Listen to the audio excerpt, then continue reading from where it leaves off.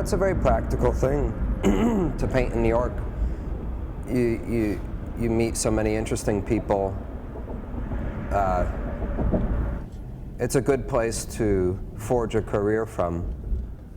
And although New York can be stressful, there's an incredible energy here. That's good to work from. It's good. But of course, I'm painting scenes that have some harmony and maybe even aggressiveness or kind of natural power, because that's mostly what the world is, really. The cities are kind of the minority, ultimately. It's mostly just nature. Cities are kind of irritating to paint because there's windows and doors and things. I just like natural forms. Naturally occurring forms are much, it's kind of more sensible for me to paint those because I am an organic painter in a sense. They're organic forms.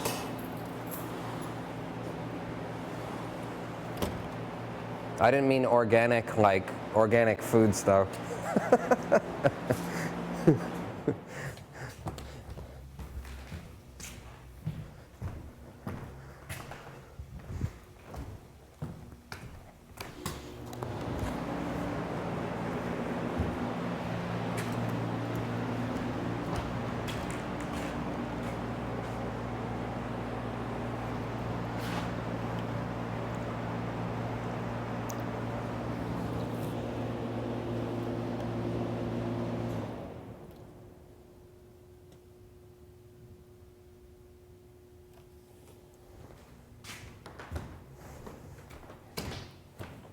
This purple had been laying around my place for like 4 days, and I really love a rich purple color.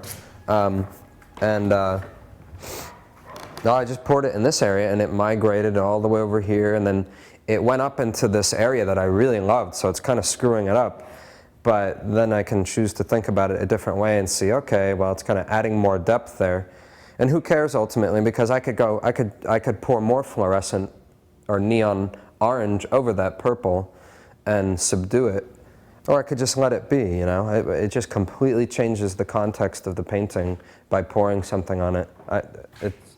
It's a really enjoyable process. So I want to apply some of this white. I like purple and white together. It's kind of a weird combination, but I guess purple is red and blue together. And white. I don't know what that means, but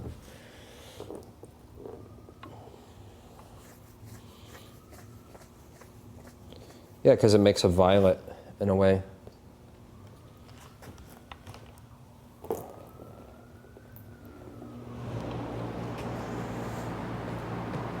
I have to step on the painting sometimes to get closer, so I just make sure I'm stepping on a crossbar.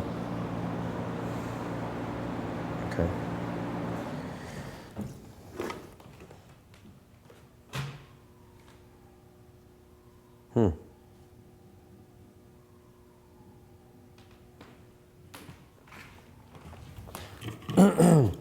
I'm not sure what this painting will become, but I'm enjoying working on this as a background.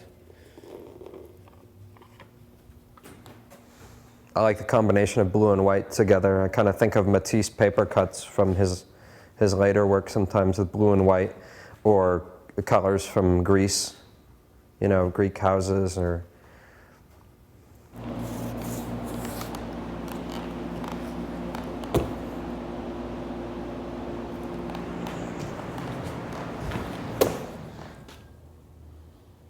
so much happens by just accumulation, how things accumulate, like in nature. So I really trust that with the paintings. There's moments when I feel if I'm completely carefree, I'm really doing my best painting.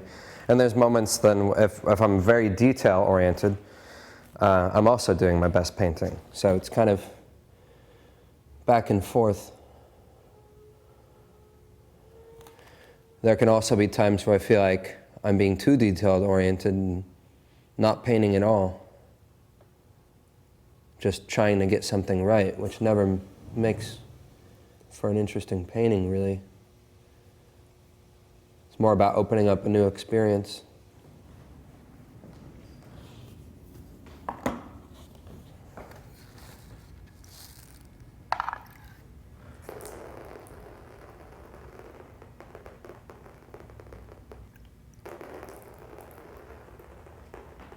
Almost always I focus on many different paintings at once. If it's before an exhibition, right before the deadline, I may focus on 2 or 3 paintings only. But I find that's how I can accumulate a lot of interesting marks and decisions and events in the paintings. By being somewhat casual and spontaneous about it. I like this also to have a painting over it, so I can only focus on this part of the painting. I can't even see what's happening over there. So it's a good restriction. It helps me be spontaneous and also focus at the same time.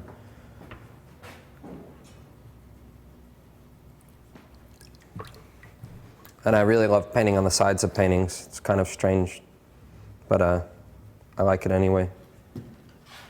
I'm really interested in what the paint can do if I allow it to be free, really, as opposed to over-render things or be heavy-handed trying to show off some kind of academic skill. I'm not interested in academic skill in the traditional sense. It's very boring after a while.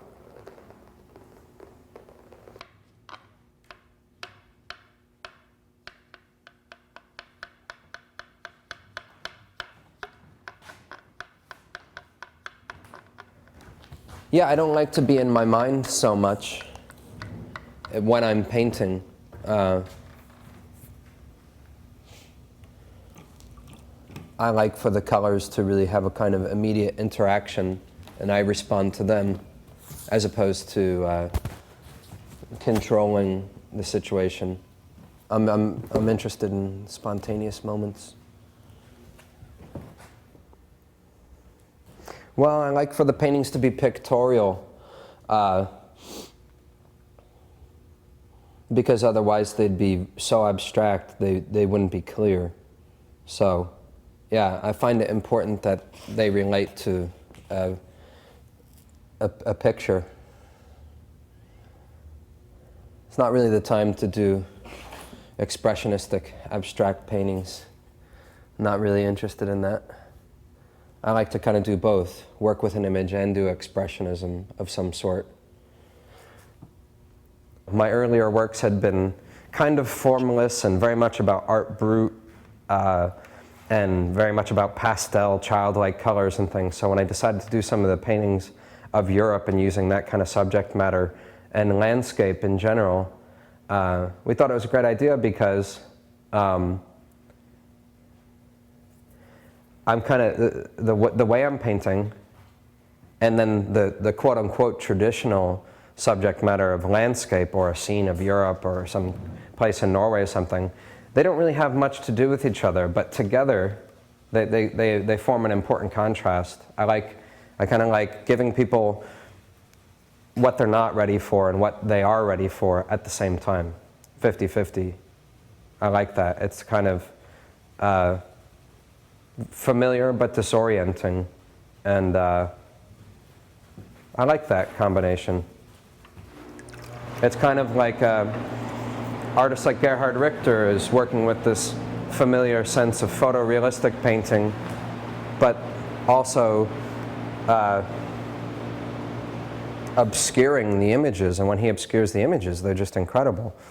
I think it's great, photorealism and then smearing through it with paint. It's a great concept, and it also says this is not precious anymore, and I can make something better than just a precious photorealistic painting by even painting over the painting at the same time. I think that's very daring, and it's an enduring proposition for art making for sure. That's something that will last.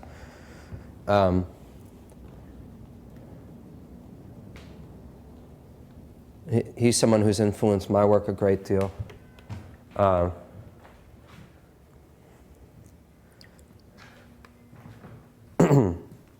Not treating the art object like a diamond, like how a diamond cutter has to cut a diamond with this exacting, almost surgical temperament. But it's not like a diamond cutter can be dangerous with the artwork or risque. So it's nice to have that freedom to make something where there is risk.